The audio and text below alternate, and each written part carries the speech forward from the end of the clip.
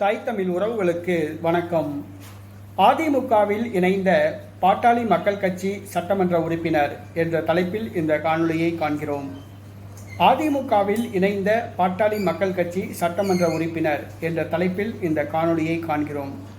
2001 நடைபெற்ற தமிழக சட்டப்பேரவை தேர்தலில் அதிமுகவுடன் கூட்டணி அமைத்தது பாட்டாளி மக்கள் கட்சி. செல்வி ஜெயலலிதா முதலமைச்சர் ஆனார். ஆனால் 6 மாதத்திற்குள் அதிமுகவுக்கும் பாட்டாளி மக்கள் கட்சிக்கும் உறவு முறிந்தது.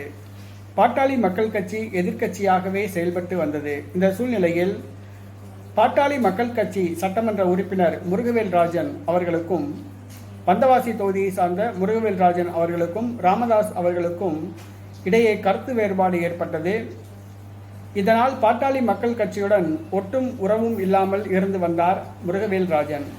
2006 சட்டசபை தேர்தலுக்கு முன்பாக முருகவேல் ராஜன் அதிமுகவில் இணைந்தார்.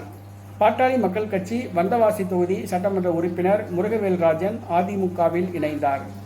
தேர்தலுக்கு 1 மாதம் இருக்கும் பொழுது அவர் அதிமுகவில் இணைந்தார். அப்பொழுது இது பரபரப்பாக பேசப்பட்டது. ஆனால் 2006 நடைபெற்ற சட்டசபை தேர்தலில் அதிமுக சார்பில் தனக்கு போட்டியிட செல்வி ஜெயலலிதா வாய்ப்பு கொடுப்பார் என்று எதிர்பார்த்தார். வாய்ப்பு வழங்காததால் செல்வி ஜெயலலிதாவை எதிர்த்து அவர் ஆண்டிப்பட்டி தொகுதியில் போட்டியிட்டு தோல்வியடைந்தார். பின்பு மக்கள் விடுதலை கட்சி என்ற ஒரு கட்சியை ஆரம்பித்தார். பகுஜன் சமாஜ் கட்சியில் போய் சேர்ந்தார்.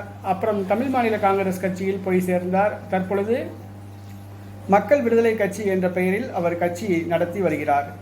அவர் 2006 பாட்டாளி மக்கள் கட்சி சட்டமன்ற உறுப்பினராக இருந்தார். அவர் அதிமுகவில் செல்வி ஜெயலலிதா முன்னிலையில் கட்சியில் சேர்ந்தது அப்பொழுது பரபரப்பாக பேசப்பட்டது.